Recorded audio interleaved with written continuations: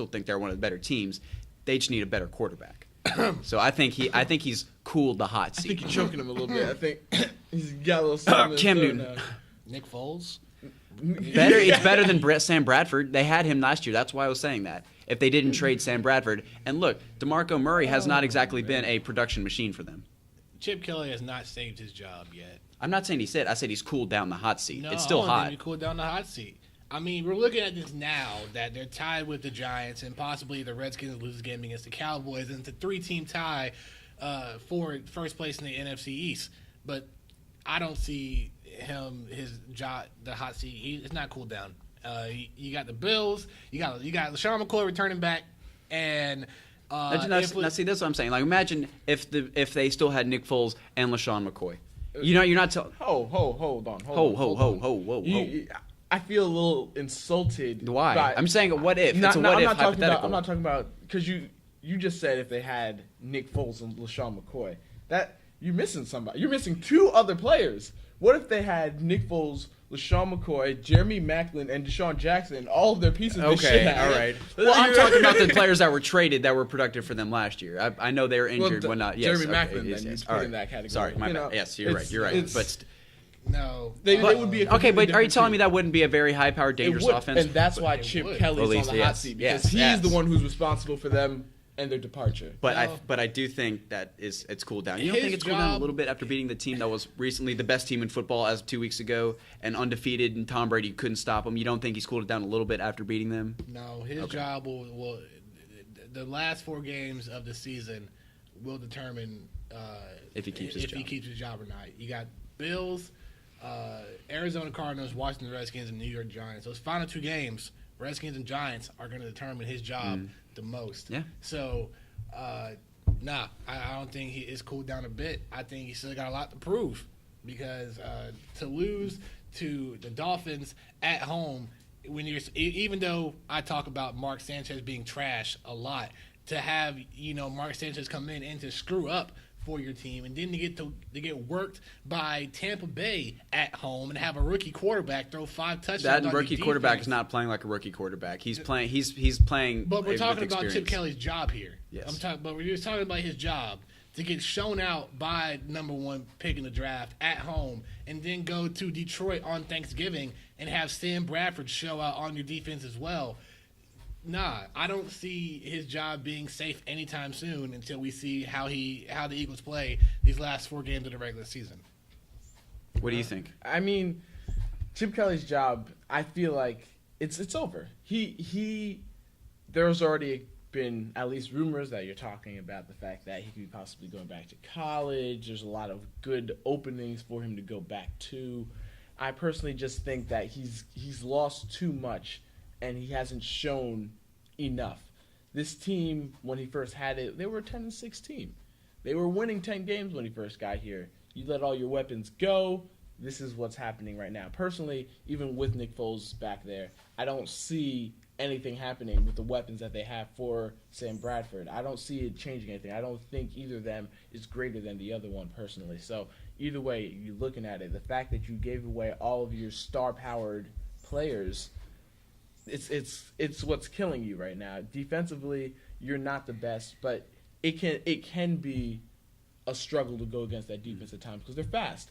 But offensively, you have nobody anybody's afraid of, and you think that DeMarco Murray would have been the answer, but he's not. I personally think the best player on that team is their left tackle, Jason Peters. that is the best player on their offensive side. Sad. That's sad too. Yeah, so he's probably going to another Pro Bowl, and he's going to be great. And that's it for the Eagles. Nobody else is going to Pro Bowl but their left tackle. And I'm like, fair enough. That's it. So fair to me, enough, man. And right. I wouldn't be surprised if he's gone next. Right. If he goes next, exactly. I'm not surprised.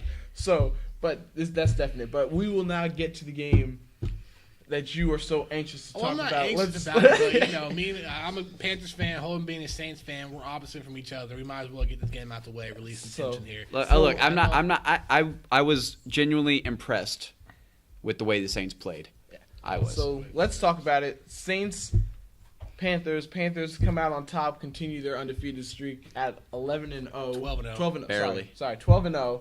Barely. Who wants to go first on breaking Danny, this would one you down? like to do the honors? Would you like to have the honors? Yeah, I want to sure. hear. Go ahead. Yeah, go ahead. I will give the Saints a lot of credit because even though they're not having the best year, when they play at home, anything can happen. I mean, they're 3-3 at home, so that means they're terrible on the road. Yeah, they are. They're terrible on the road, but when they are at home, they have a legit shot at winning a game. I mean, you saw the shootout between the Saints and the Giants a few weeks ago, about a month ago. So I give credit to the Saints for putting up a game, and it was a division game. I knew this was going to be a tough game going in. I actually thought before that the Saints would have been a team to beat the Carolina Panthers, but Cam Newton with that final drive and that touchdown pass shows that the way Cam Newton can play in the final 2 minutes when he needs his team to score, he can drive his team down there, and that's going to be very beneficial in the playoffs when you have to go up against a strong team like Seattle or Minnesota or even Arizona or Green Bay for that matter. It shows that their offense can deliver and their defense can definitely stop the pass. Even though Drew Brees did have a great game, I don't know about stopping the pass. The final score, it wasn't exactly a defensive showdown. But the bottom line is a win is a win. So I'm not saying that, but I'm saying I don't think you can. I mean, for goodness sakes, they stopped Green Bay when Cam Newton was screwing up in the fourth quarter. So they're able to hold on to a game. The offense wins the game. The defense wins the championship. So if the defense can stop whoever's driving at the final couple of minutes and Cam Newton can drive his team and score in the final couple of minutes, then the Panthers have a legitimate shot of possibly making the Super Bowl. I mean, they still got to face Arizona. They might have to face Arizona, which is a legitimate threat. That's the biggest threat. That's their biggest threat. The biggest threat right now. So I think it was a great game. Cam Newton with 5 touchdown passes. He could have had more than 330 yards if Ted Ginn would catch a couple of passes every now and then because he gets on my damn Brendan nerves. Browner would stop. I mean, you got the Panthers overall is a great team. When Cam Newton's on and he's not turning the ball over, he's on. You don't know Jonathan Stewart is like in the top 5 in rushing, and the defense leads the league in takeaways. So it shows that they're a great team. And every win's not going to be pretty, but a win is a win. And you're able to see what you can adjust and what you need to do going forward off a win like this. So I think it's a great win by Carolina. 12-0. They got the Falcons twice, along with the Giants and the Buccaneers one more time. They could possibly go 16-0, but I don't think that would happen. But we'll just have to see. Talk to me. I'm gonna start with Carolina. Okay. Carolina. What I saw in the fourth quarter from Cam Newton was sloppy. Yes, he did have good stats. I'm not saying he didn't have good stats. He had a good game. He had very good throws at points. Now, his rushing touchdown. No, almost the rushing touchdown. That was in a high pressure, in a high power game. You know the Saints had just taken the lead. They're coming back. They're showing you that they're ready to play. They're saying, "Hey, we're here to play. We're on our home field. We have momentum now. Now you got to make a move on us." And for him to start slowing down, we all know he can run faster than that. And then he got lit up on the 1-yard line. Oh, he did. I say he got what he deserved because it made me mad. Now, obviously, I'm a Saints fan, so obviously I have feelings about that. But there was plays I saw on certain drives where Cam Newton just looked sloppy. He looked lazy. I don't know if it's because of the big hit. Maybe I don't know. I know he passed the concussion protocol because he went back in the locker room for a couple plays, but. There was one play I remember, like I was talking to you earlier about the Saints. The drive before the Saints took the lead with the last touchdown that gave them 38 points. I don't remember what time the fourth quarter was. There was a play to Greg Olsen on a 3rd and 9 that could very easily just be an easy throw, routine throw. Running towards the sideline, keep the drive going. It could possibly put the Saints out at this moment. But he got lazy. He underthrew him. Greg Olsen tries to catch it and he just flips it over him. You saw the ball fly away a couple yards down the line. Now. I'm just looking at myself. I'm like, there's no one in his area.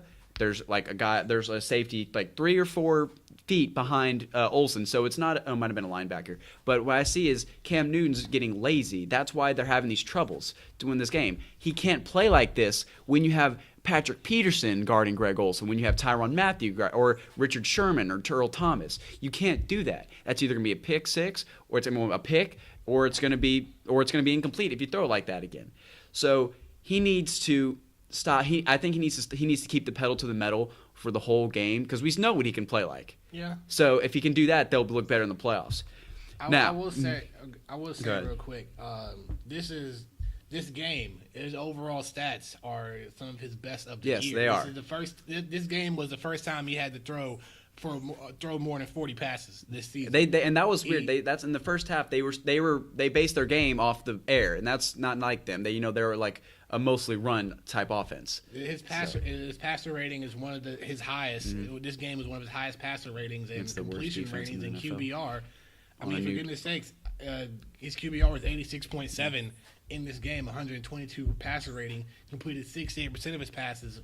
So you're seeing, and he threw for the most yards in the season with 331. I think it's showing that, yes, the Saints, that game was a tough game. Their defense may not be all that. But if he has to go 35, 40 passes in a game, he could do it. Well, for some reason, the first half, they decided to throw the ball a lot more than they usually do. The play selection was like 55 pass and then like 45 rush, and that's just not like them. Carolina is a run-first team. We all know this. Most of their play time, they're 52% run and like 48 pass. But we saw in the first half they looked different and they looked sloppy and not like themselves because they're passing the ball more, and they're like I said before, they're a run-based team. But now it's my time to talk about the Saints. Oh, we didn't talk about the Saints yet. We didn't talk about the Saints. We haven't talked about the Saints. We haven't talked about the Saints. There's not much to say. Well, hey, okay, look, I was pretty fair and respectful of your team. I am being fair. There was many penalties committed by the Saints secondary that gave you all a drive to base off of. Brandon Browner with probably two defensive holding. He's one of the most penalized players in the NFL. And Kenny Vaccaro, there was a taunting call on him that gave you guys 15 yards that stopped on the third down where we stopped you. There were penalties on both sides. Carolina had 8 penalties for 87 yards. The Saints had 11 for 104. And yes, and to see those, like a lot of those were stupid plays. Brandon Browner on Ted Ginn all the time. I really think Brandon Browner is hurting the secondary. He's committing so many penalties where plays that are incomplete passes that if he just doesn't mess with it again, doesn't interfere with the receiver, it's a third down and the offense comes back on the field for the Saints. Now, the Saints, for the most part, they stopped Jonathan Stewart until he had a long 22 yards, and they had good run, and then Cam Newton had that 30-yard run. And one thing I didn't see from the Saints is that they didn't really – I mean, they did score 14. It was 14-0 after the first quarter, but at first, the Saints couldn't really, score off of those turnovers earlier because we did have – a turnover on like the 20-yard line of ours, and we could not even get a field goal out of it. If we got a field goal, at least the game could have been tied. Yeah.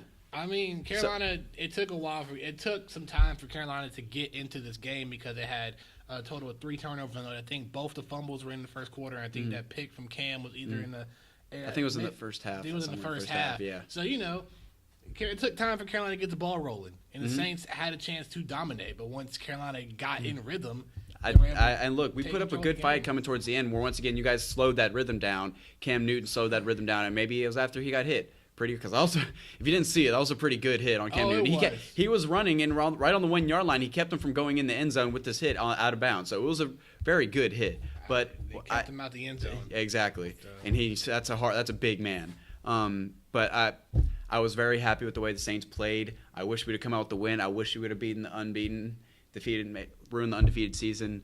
But the defense let us down. Just beat Atlanta, man. That's all I want hey, look, we already beat Atlanta once, and you know what? Right now we're at a winning season. Beat them twice. They're terrible. They're terrible. The Falcons are terrible. Please beat them twice. The Saints aren't much better. Speaking of Falcons. Nope. No. I haven't spoken yet. I've been listening patiently. Sorry. Sorry. It's our team. It's our teams, man. Yes. It's our teams. And here's the thing. You're too nice. You're too nice, Holden. You're too nice. Let me explain something to you guys. I'm sorry. Fair enough. In advance. Fair enough. The Panthers are the worst 12-0 team that I have watched. Yeah, I can. Personally, I mean, think about it this way: the 12-0 teams that I have seen